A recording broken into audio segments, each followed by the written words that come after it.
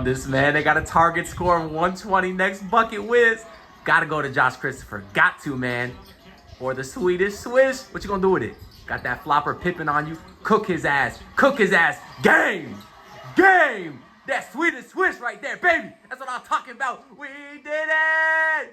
We did it. This boy brushing his teeth. I told him he had to come see this game with her. We did it. Dog, that's lit, bro. Look at Alondis, man. Look at Stevens, bro. I don't know who that kid in the black shirt is. Get off that team. You ain't do nothing, bro. Hey, yeah, you flopper. Get your ass out of here, bro. I ain't even gonna go to the room to record. I'm gonna sit right here on this couch and enjoy this championship celebration because that's what we do in South Florida this year. First the Stanley Cup and now the Summer League Championship as they interviewing my dog, my fellow Italian brethren, Dan Bisacchio. Shout out to the GOAT coach, man. Being humble as always, gave credit to the Memphis Grizzlies, which I'm not gonna do today because that boy Scottie Pippen Jr. is a flopping bum.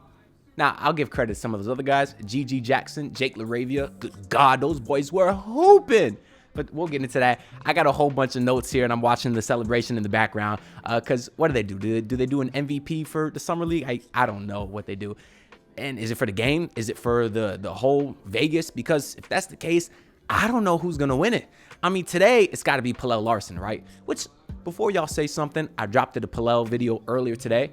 So shout out to him for hooping tonight, hitting the game winner, because now that video might get more views. So shout out to you. But I want to say that everybody's telling me I pronounce Larsson's name wrong. He specifically said his name is Pallel. Look it up. Google how to pronounce Larsson. They asked him. He says Pallel. So don't say I'm wrong. But even though it does look weird, I will admit. But anyways, I'll kind of go through my notes here a little bit as they talk about the game here.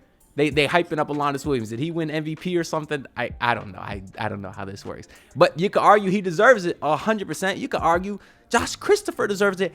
I don't know where to start for this video. I'm talking off the dome here. And as you can see, I'm very excited. A feeling that I never thought in a million years Summer League would make me feel. But what an exhilarating game, as I guess I should say. The Miami Heat win by 2 points in overtime, which basically has a target score.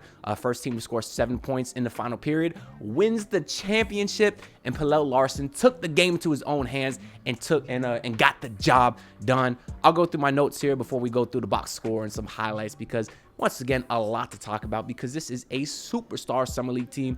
Starting with Larsson, we'll start because he had an aggressive start just like he did last game. You'd love to see him continue that momentum because last game is the first game he really stood out. So shows it wasn't a fluke. That boy was aggressive from the jump. He did get into early foul trouble. That was the problem though. Looks like they're hyping up Josh Christopher now. I guess that's the MVP. Low-key looked like he tear it up, bro. You gotta feel good for Josh Christopher, man. The journey he had from being a first-round pick to basically out the league and to be here winning MVP of the Summer League, man. That's beautiful. Busted his ass off, requested to be in Miami because he wanted to be a part of that hard-working Heat culture. I got nothing but respect for Josh Christopher, who was obviously huge today in that fourth quarter, but we'll continue going through the game here. And I'll be sure to listen to Christopher's post-game speech afterwards because it's going to be beautiful. It really is. You got my boy Wayne Ellington, man, with the golden arm in the background. And the whole team's getting hyped. I'm sorry. I know I'm supposed to be talking to y'all, but this team really loves each other and enjoys each other's success. And on a Summer League team where guys are fighting for their lives, man. Guys are literally fighting for their careers. To not be jealous, to not be, mad that they're not the guy getting the love. Like, to support each other, that's special, bro. On this stage, that's special. So I can't overstate that. You got to love Josh Christopher. Give that boy a two-way, man. Anyways, what else we got here? So Larsson did get a great start, but he got in some early foul trouble, which was a story of the game for a lot of guys. Isaiah Stevens fouled out in that fourth quarter. Even Josh Christopher, I think, had some foul trouble early on. He had like 4 fouls or something. But there was a few moments in that first half that really annoyed me. It was not a pretty first half. One, you had Caleb Daniels flop on a three-pointer, which gave up a layup on the other end. You also had Khalil Ware not diving for a loose ball. That part was frustrating because it also led to a Grizzlies bucket. You had a bunch of missed free throws. All of them seemed to hit the back rim, specifically by Caleb Daniels. Although I don't really blame Caleb Daniels. That boy is jacked. And I can imagine it's pretty hard shooting a free throw when you're that jacked. I wouldn't know. I got toothpick arms. But that boy's very strong, so I don't blame him for that. And then the other thing that annoyed me in the first half is you had an ill-advised 3 from Caleb Daniels when they could have basically ran down the clock in the first half. So sounds like I was annoyed with Caleb Daniels a lot. But he's a great player, specifically defensively. He really is a Heat culture guy on that end. Uses his athleticism to just lock down, block shots, just be a menace on the defensive end. But there's a lot to work on when it comes to the offensive IQ. He obviously won't be on the Heat roster this year, but hey, maybe he balls out in the summer league, and he's a guy that is a potential two-way candidate for next season, as they are showing Zach Edey on the TV. So I should mention the Grizzlies did not have Zach Edey or Cam Spencer, the brother of that bum-ass accountant that he played yesterday, Pat Spencer, who was 28 years old. How the hell was that guy allowed to play in the summer league? I don't know. And then the Heat were without Keyshawn Johnson. So they did this without arguably their best player, because Keyshawn, that boy is, y'all know that's my guy on this team. But moving on, in the second half, the Heat kept things close because you had Josh Christopher, the MVP of the Summer League, go on a personal 8-0 run, hit a couple of threes, get a late to fall. And then, yeah, they were all in foul trouble late in the third quarter. So that's when Larsson, Stevens, Christopher had to sit. And then this is when the refs really started getting corrupt. Who would have thought you'd have some corrupt officiating in the Summer League? But because you say, hey, there's no superstars, but there is a son of a superstar. And that's when Scottie Pippen Jr. started getting all the calls as if he was his father.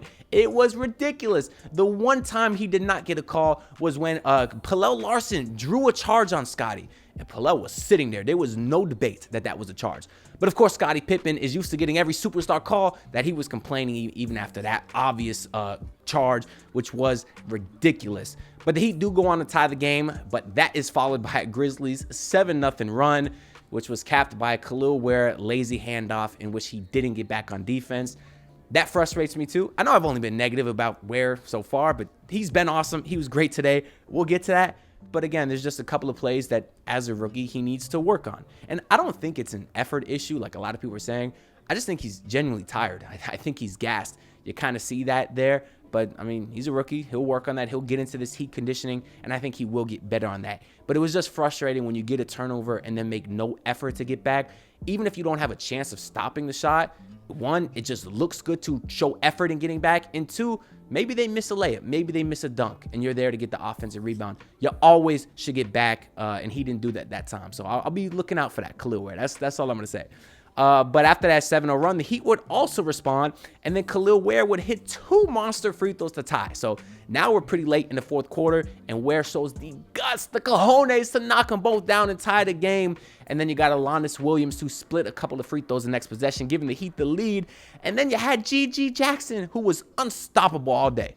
That kid is 19. He killed the Heat last year, if y'all remember, when basically the same Grizzlies team beat the Miami Heat. He was awesome then, and also Scottie Pippen Jr. was awesome in that game, and he was obviously very good tonight, although he was a free throw merchant. We'll look through the box score in a little bit. But G.G. Jackson was awesome tonight. Did miss 2 free throws, though, so I'd say that boy is not clutch, but he would show us a little bit later why he was. That's called foreshadowing, guys. But anyways, that's when Isaiah Stevens fouled out, and then Josh Christopher had a bad foul on Pippen where he basically bulldozed him. But I will say, I love to see the effort from Christopher. If you're gonna do a charge, show some aggressiveness. Make the other team feel it a little bit. And that's when Pippen split the free throws to tie. And then Pippen flopped on a game-winning 3, right? Just spun around in the air like he got hit by a Mack truck. No call, thank God. And then the next play, Cole Swider hit a monster 3 to give the Heat a 3-point lead with like 10 seconds to go. And the reason Cole Swider was wide open, which you'd be confused, right? Because Cole Swider was balling today. The reason he was open is because Scottie Pippen completely flopped on the Khalil Ware screen, didn't get back up in time, leaving Swider wide open for what I thought was the game winner. But that's when G.G. Jackson missed the 3. They got an offensive rebound and then cashed the 3 to tie, sending the game to overtime. And then Scottie Pippen did miss a game winner, when there was 4 seconds left because the Heat did miss. Is that when the Alanis Williams got a charge? Yeah, so after that is when Alanis Williams got the charge. And then Scottie Pippen missed the game winner. Going into overtime, First one to 120 points wins. Both teams need to score 7. And Larsson was aggressive from the jump again. You could see he wanted this. They were talking about how in college he was more of a facilitator at these moments in the game, but not no more. They're looking at him as the guy. In a game when Josh Christopher himself was hooping, hit a huge fadeaway step back, like 35-foot bomb to give the Heat a 3-point lead. And then that guy, Jake LaRavia, who, like I said, was playing his ass off today, hit a 3 to tie. But then you had Larsson. Like I was saying, he's being aggressive. He got robbed on this one foul call. Got absolutely, hammered by a Grizzlies player. But just because a second before that, the ball got stripped from him, they called a foul, and then they overturned it because Scottie Pippen got the foul. Or Scottie Pippen got the steal, which was stupid, man. Like, Scottie Pippen ripped the ball from Larsson clean. I'll give him that. But like a half second later, in the same motion, Larsson got pummeled. But they overturned the call because Scottie Pippen Jr. is a superstar, son of a superstar. Who the hell cares who his dad is, bro? The guy's a flopping bum. But anyways, that it didn't matter because Larsson, came back and hit the game winner. And it was tied 118-118. So it was literally next bucket to win, just like at the courts. And Larsson drove his shoulder in and got it to go. It was tough, man. Y'all see my reaction at the beginning of this video. It was tough, man. As a Heat fan, you got a lot to be excited about. I'm not saying any of the guys on this team will be superstars, but you got a lot of nice young guys that, if we are quote unquote running it back, these are some guys that maybe make a big enough impact to make us better than last year, which, if you could stay healthy, who the hell knows? Look, we win the Summer League championship, and I'm over here talking stupid optimism. If you could stay healthy, we've been saying if you could stay healthy for 5 seasons now. But regardless, we'll talk about the Heat's outlook going into next season in another video. Right now, I just want to enjoy this Heat championship and enjoy all of these amazing players that this team has because they're truly, truly loaded. Just to go through a couple of other highlights here, we'll talk about the box score. We'll see if anything else comes to mind. Josh Christopher on the night, the 24 points, 4 rebounds, 9 of 17, 6 of 10 from 3. He has shown that he is an absolutely big-time player. Alondes Williams, 21, 5 and 6, stuffed the stat sheet, played very well when Isaiah Stevens had fouled out at points. He was 8 of 16, 4 of 9 from 3 from him. The one thing about Alondes, although he's been shooting the 3-ball very well in the last 2 G League seasons and obviously in the Summer League, so he looks like an improved shooter based off the numbers, but his shot is very flat. I don't really like his form is okay, but I don't know how much of a reliable 3-point shooter he could be with that much of a line drive. They even noticed it on the broadcast today, but hey, he was a poor 3-point shooter in college, but he's been good in the G League and Summer League, so if it works for him, it works for him. I mean, Chandler Parsons was a great 3-point shooter with the lowest arc on a 3 I've ever seen, so maybe it could work for Alondes Williams, but he was obviously sensational today, all game. Khalil Ware, 21 and 10, just a dominant performance. 8 of 10 from him, 5 of 6 from the free throw line, and just like that Shaq used to say, I made it when it counted. And that's what Khalil Ware did today. Another double-double from him. Dominant performance, was all over the place defensively. Had this one great rebound where he just showed that he's bigger than everyone else, played like it, knew how to use his size, got the ball, and was able to finish with a dunk. We also got, obviously, Larsson, 16 points for him in 20 minutes because of the foul trouble, but he was 7 of 9, so ultra efficient.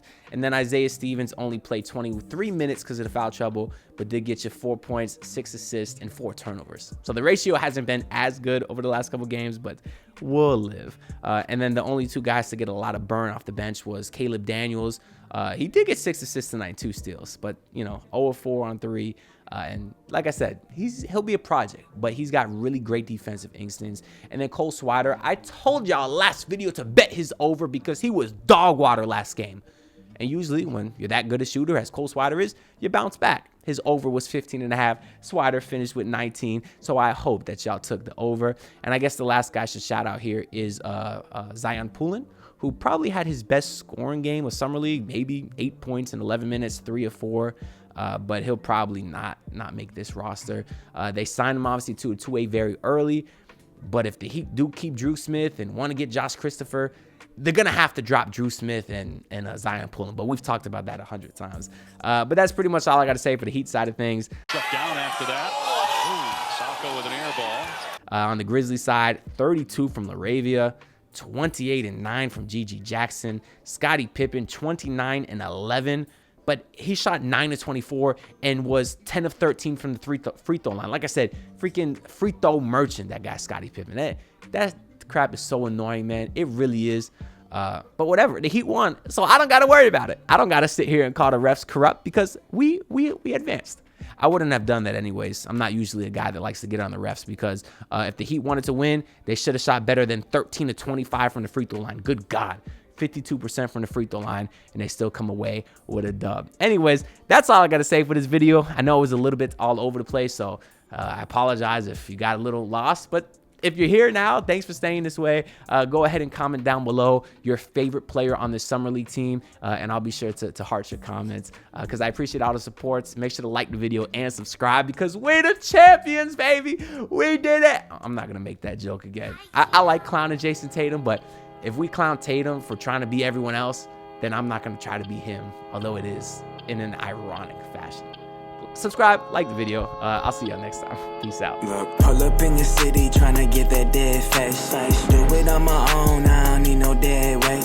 Had to kill him off, yeah, I need a head space. You know this homegrown bitch don't offend me.